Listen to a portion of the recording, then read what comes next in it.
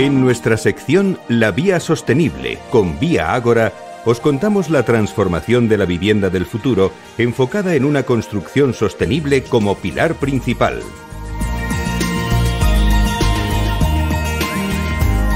Bueno, pues hoy en nuestra sección La Vía Sostenible con Vía Ágora tenemos con nosotros en directo a Daniel Cuervo, que es el director general corporativo y de negocio de Vía Ágora, y vamos a hacer con él balance de la compañía en este año 2025, que ya se nos va, ya estamos en las últimas semanas, y cuál es la estrategia de la compañía para 2026. Así que vamos a darle la bienvenida. Buenos días, Daniel. Buenos días, Meli, encantado de estar contigo otra vez. Un placer tenerte aquí con nosotros. Igualmente. Bueno, pues como decía, ya estamos en la recta final de este año 2025. Bueno, ha sido un buen año, ¿no? Dani, ya no solamente... Luego hablaremos ya, ahora de lo personal, luego hablaremos de lo profesional. Hoy el 2025 ha sido un buen año para vosotros. Bueno, ha sido espectacular. La verdad es que... Te lo digo porque te tengo que felicitar en antena. Felicidades por Lucas, que ha venido a este mundo, a la mamá y a ti. Muchas gracias, Meli.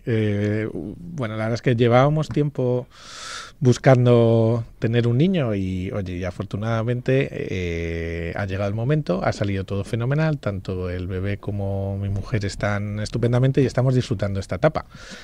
Y la verdad es que es una etapa preciosa. Es de esas cosas que cuando te las cuentan te puedes hacer una idea, pero yo creo que esta es de las pocas o la única que hasta que no pasas por ahí no terminas de hacerte esa idea. O sea, en la vida las experiencias son así, algunas, bueno, te puedes hacer por analogía o por similitud alguna idea de cómo puedes sentir esa experiencia, pero esta creo que es única y la verdad es que la estamos disfrutando muchísimo, así que muchas gracias. Pues enhorabuena.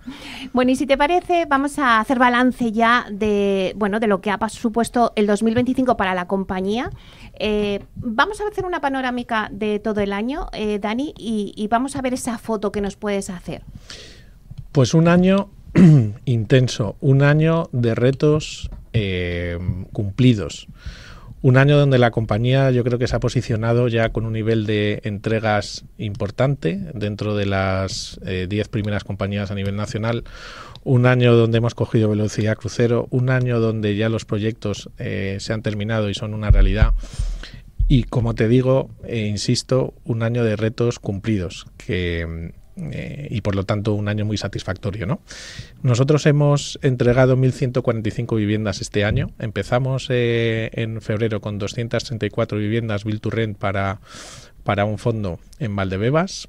Seguidamente hemos terminado 425 viviendas Build to Rent en la colaboración público-privada del Ayuntamiento de Madrid, con más de 6 meses de diferencia respecto a otros lotes adjudicados a otros compañeros.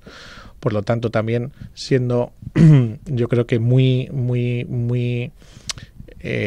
cumplidores, ¿no?, con nuestros principios de reducir plazos en construcción, minorar esos riesgos para el promotor y sobre todo aportar producto lo antes posible en el mercado que tanta falta hace.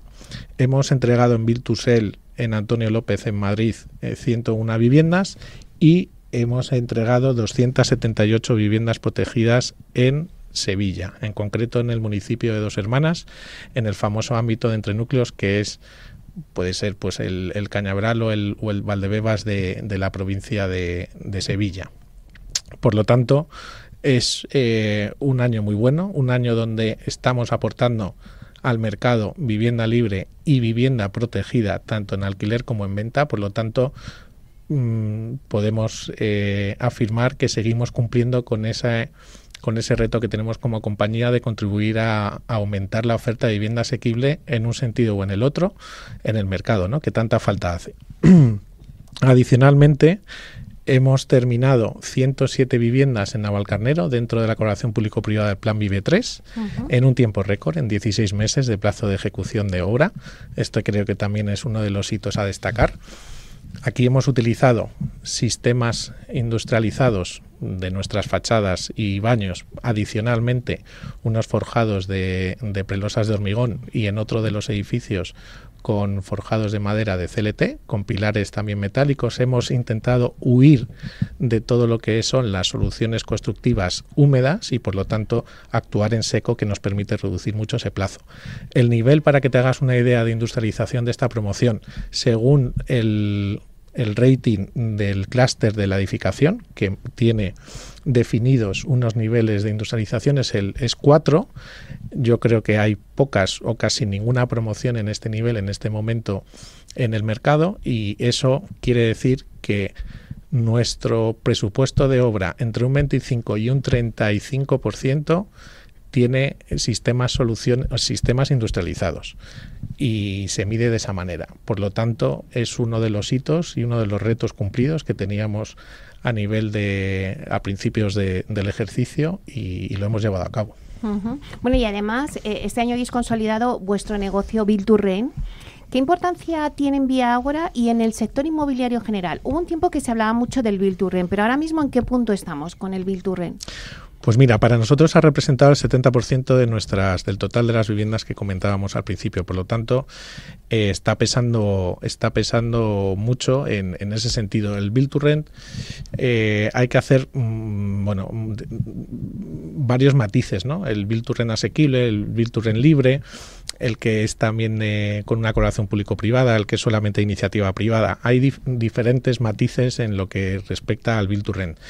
Es una cuestión que el mercado necesita mayor oferta de alquiler. Vemos cómo los incrementos de precio en el alquiler están siendo récord, y yo creo que ya están tocando en muchos casos pues un techo, porque están asumiendo más del 50% de la tasa de esfuerzo para el inquilino, el pagar una renta, ¿no?, de sus ingresos. Por lo tanto, yo creo que no le queda mucho más en determinadas ubicaciones, en determinado perfil. Yo creo que el reto está en seguir apostando por el Build to Rent, sobre todo asequible. Es ahí donde más lo necesita la sociedad, y entre todos tenemos que llegar a que todos los ingredientes nos encajen en esa receta, ¿no? Porque estamos viendo cómo los costes de construcción están históricamente elevados. Los plazos de tramitaciones de suelo también son demasiado elevados, y por lo tanto tenemos un cuello de botella, ya sea a disposición de lo que es el suelo finalista, y sobre todo también pues en ese problema de costes de construcción derivado de mano de obra, ¿no? Con todo esto no es fácil hacer Build to Rent asequible. Para eso es importante que las administraciones sigan aportando al mercado suelo, y no solamente se quede ahí, sino que en distintos momentos, en función de cómo nos encontremos en el mercado, pues no solamente va a ser suficiente el suelo, sino también probablemente tengamos que incentivar, para paliar los costes de construcción, incentivar la construcción, ¿no? Y me refiero pues a ayudas directas de plan estatal de vivienda o otros planes que pueda haber en el futuro, incluso autonómicos, para de alguna manera llegar a esa receta que nos valga a todos. Ahí nos tiene que valer, cuando hablamos de colaboración público-privada, que la parte privada tiene que obtener la rentabilidad acorde al riesgo que asume, y son rentabilidades muy asumibles. Cada vez la rentabilidad en el sector inmobiliario está más comprimida, por lo tanto son rentabilidades muy razonables, y que evidentemente luego el alquiler no suponga más de un 35% de tasa de esfuerzo para el inquilino. Con esas dos premisas tenemos que lograr ampliar mucho la oferta de vivienda en alquiler asequible en nuestro país. El alquiler libre yo lo dejaría aparte, porque ya es una cuestión pues puramente de mercado. Pero sabiendo los niveles salariales que tenemos y sabiendo ese esfuerzo que está haciendo ahora mismo la población para vivir en alquiler, tenemos como país, y yo creo que como sector, poner toda la carne en el asador e intentar resolver esta situación. Evidentemente a corto plazo es imposible, pero sí a medio plazo y a largo plazo. Uh-huh. Bueno, y ahora que me hablas de la principal materia, que es el suelo, y de los desarrollos, sois propietarios mayoritarios en el nuevo ámbito de Santa Bárbara, en Sevilla, y también en Los Cerros, en Madrid. ¿Qué supone para Vía Ágora estos desarrollos, ¿no? Porque sin la principal materia, que es el suelo, no podemos hacer nada. Pues la verdad es que supone mucha responsabilidad, supone mucha ilusión, pero mucha responsabilidad, porque nos garantiza tener esa materia prima para poder actuar en el mercado poniendo más oferta. Y como nosotros nos tomamos las cosas, yo creo que en la línea correcta, mucha responsabilidad, porque el futuro de estos suelos pues serán viviendas libres y viviendas protegidas, donde los estándares de sostenibilidad van a ser máximos, donde los estándares de industrialización serán máximos, como hemos comentado, y hemos tenido ya ejemplos que los hemos llevado a cabo, porque tenemos que seguir entendiendo al mercado y ponerle a su disposición el producto que necesita, y para eso hay que estar continuamente investigando y continuamente pegado y midiendo mucho lo que necesita los compradores, ¿no? Entonces es ilusionante contar con ese nivel de materia prima. Estamos hablando de 1.800 viviendas en los cerros, en las 3 etapas en las que se divide el ámbito, que es un ámbito muy grande, donde alcanzan las 14.300 viviendas. Pues nosotros tenemos esa cuota de 1.800 viviendas en las 3 etapas, fundamentalmente en las 2 primeras, que son las 2 primeras que por timing son las que más a corto plazo van a poder estar disponibles para su edificación. Evidentemente la primera ya en este año que empieza 2026, pues probablemente antes de verano empezaremos a ver cómo se simultanea las obras de urbanización que ya se iniciaron hace más de 2 años con las obras de edificación, y por lo tanto pondremos en carga nuestras parcelas para el año que viene, y serán aproximadamente más de 300 viviendas las que pondremos en el mercado. Y en Santa Bárbara son 1.600 viviendas. En Santa Bárbara, si los trámites urbanísticos más o menos cumplen nuestra previsión, podremos empezar probablemente a final del 4º trimestre del año a simultanear esas obras de urbanización con las de edificación, y si no será el primer trimestre del año 2027. En una zona de la ciudad de Sevilla, pues yo creo que estratégicamente estupenda, totalmente consolidada, puesto que es la ampliación de Sevilla Este, pero yo creo que con un concepto de producto probablemente dando solución y dando respuesta a las necesidades que tiene ahora mismo el mercado, que son muy diferentes a lo que ya está allí consolidado, que son edificaciones de los años 90, y muy seguros de que ambos mercados nos van a responder, y que nosotros con esa responsabilidad intentaremos hacer el mejor producto para para quien va dirigido, ¿no? Que al final se traduce en tener altas calidades, tener viviendas con las dimensiones adecuadas para que las familias puedan desarrollar allí su proyecto de vida, con todos los amenities y con todos los servicios que te está demandando el mercado, y al precio, evidentemente, que pueden pagar las familias a las que va dirigida esas viviendas, ¿no? Ese proyecto. Uh-huh. Mira, si yo tuviera que coger 2 palabras que definan también Vía Ágora en este 2025, cogería sostenibilidad e industrialización, ¿no? Son 2 palabras que os definen a vosotros. Dani, al final, industrialización, vosotros habéis sido pioneros en España, habéis montado vuestra fábrica de Lignum Tech en Cuenca, y al final, desde 2022, hemos visto cómo el número de fábricas de sistemas industrializados se ha ido multiplicando en más de un 3% en España. Entonces, ¿es por ahí por donde crees que el sector está acelerando su transición hacia las nuevas formas constructivas? Sin duda. La verdad es que es una oportunidad. El sector está inmerso en un cambio totalmente radical, y en el sector van a aparecer nuevos actores, y se está generando el sector industrial, de industrialización en la construcción, ¿no? De la edificación. Por lo tanto, se va a concentrar muchísima evolución y muchísimas medidas en los próximos años en este sentido. Se va a constituir muchísimas compañías porque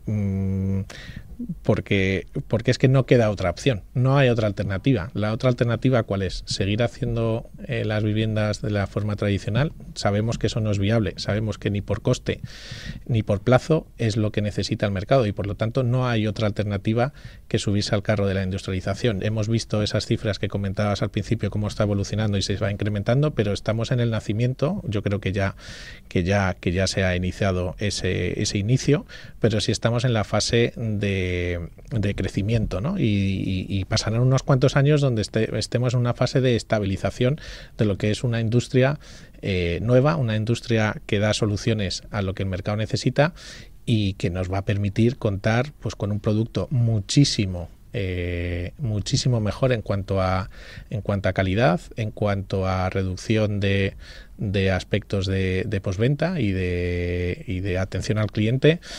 Y seguro que en los próximos años el precio disminuirá porque no tiene tampoco otra opción, ¿no?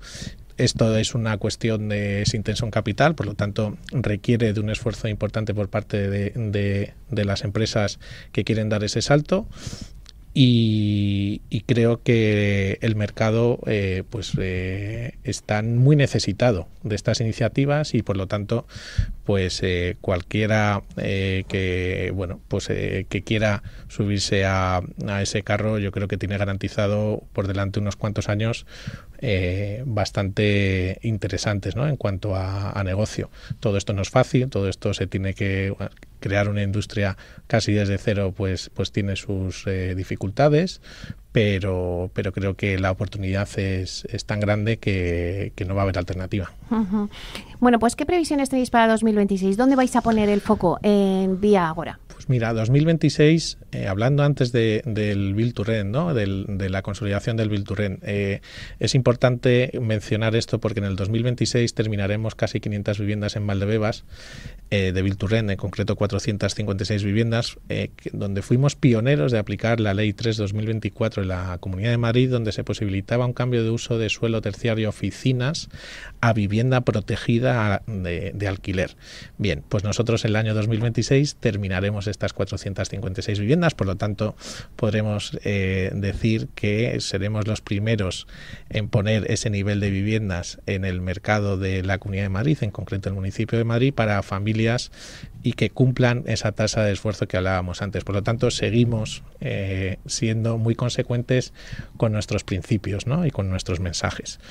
Bien, adicionalmente, el año que viene, pues más allá de poner en carga los cerros, más de 300 viviendas que comentábamos antes, e intentar que en Santa Bárbara también iniciemos 300 viviendas, será el año donde terminemos 208 viviendas en Sevilla, en concreto en Entrenúcleos, que es una plaza donde nos ha funcionado bien, donde este año hemos entregado esas 278, pues hemos puesto en carga este año 208 y el año que viene pues se terminarán. Son vivienda protegida en régimen limitado, y por lo tanto seguimos apostando por ese modelo. Esto es para venta. También estamos haciendo 263 viviendas en Mairena del Aljarafe, una plaza donde también es conocida por nosotros porque ya hemos entregado 111 viviendas el año pasado. Por lo tanto, seguimos apostando por ese mercado donde consideramos que todavía hay una necesidad de producto, donde es un mercado consolidado y donde creemos que vamos a diferenciarnos también de la oferta que hay con esa sostenibilidad que nos caracteriza y con esos sistemas de industrialización que nos permiten hacer esto también en tiempo récord. Y todo esto, con esos compromisos y con sobre todo con esas evoluciones que vamos teniendo como compañía. Uh-huh. Claro, y si yo te digo, si pudieras anticiparnos una tendencia que marcará el mercado en el 2026-2027, ¿cuál sería? 2026-2027. Bueno, yo creo que la industrialización sí o sí se va a seguir hablando mucho, porque además vamos a ir conociendo diferentes iniciativas muy complementarias las unas de las otras y por lo tanto yo creo que esa tendencia es clara. Y básicamente no creo que haya un cambio muy radical con respecto a años anteriores, 2024, 2025. No creo que fundamentalmente el sector tiene que evolucionar y tiene que seguir dando pasos en esa línea de la industrialización. Al final, el problema importante lo tenemos en el suelo y lo tenemos en la construcción, con los costes, con ese problema generacional que no tenemos trabajadores una vez se jubilen y no estamos muy lejos de que se jubile gran parte, en torno a un 30-40% en los próximos 10 años y por lo tanto ahí tenemos identificado un cuello de botella. Y entiendo que el año que viene pues va a seguir siendo la industrialización. Uh-huh. ¿La demanda crees que seguirá igual? ¿Seguirá creciendo? ¿Será sostenible? Te lo digo porque al final pues la demanda y la oferta, si no hay oferta y hay mucha demanda, los precios suben. Pues yo creo que el sector sí que tiene claro que